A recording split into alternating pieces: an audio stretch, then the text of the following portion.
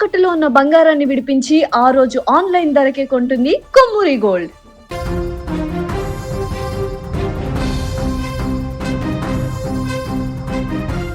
ఆంధ్రప్రదేశ్ రాజకీయాలలో ఇప్పుడు అందరి దృష్టి డిప్యూటీ సీఎం పవన్ కళ్యాణ్ ఆరోగ్యంపైనే ఉంది.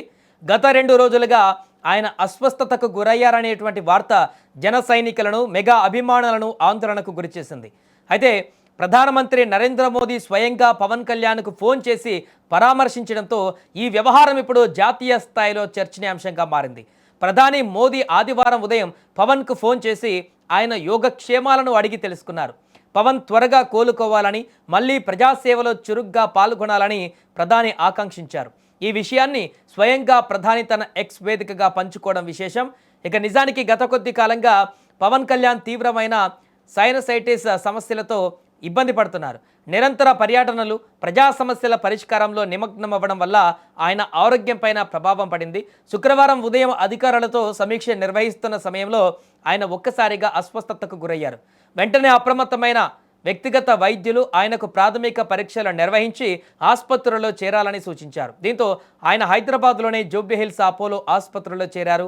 అక్కడ నిపుణులైన వైద్య బృందం ఆయనకు ముక్కుకు సంబంధించినటువంటి శస్త్రచికిత్సను విజయవంతంగా పూర్తి చేసింది.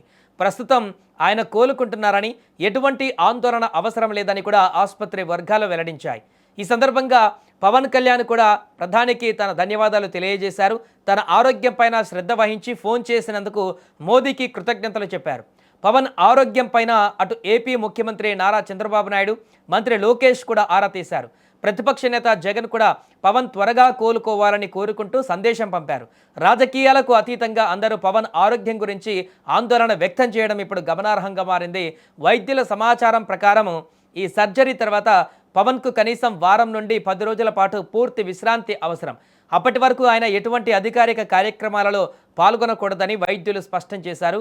జనసేన పార్టీ రాజకీయ కార్యదర్శి హరిప్రసాద్ ఈ విషయాన్ని ధృవీకరిస్తూ పవన్ ఆరోగ్య ప్రస్తుతం నిలకడగా ఉందని, అభిమానులు ఆందోళన చెందవద్దని కోరారు. దీర్ఘకాలికంగా ఉన్న శ్వాసకోశ సమస్య నుంచి ఉపశమనం పొందేందుకే ఈ ఆపరేషన్ అని ఆయన వివరించారు. పవన్ మళ్ళీ పూర్తి శక్తితో తిరిగి వస్తారని, ఆంధ్రప్రదేశ్ అభివృద్ధిలో తన వంతు పాత్ర పోషిస్తారని పార్టీ వర్గాలు ఆశాభావం వ్యక్తం చేస్తున్నాయి. మొత్తానికి ప్రధాని ఫోన్ కాల్తో పవన్ కళ్యాణ్కు ఉన్న ప్రాధాన్యత ఏంటనేది మరొకసారి స్పష్టమైంది.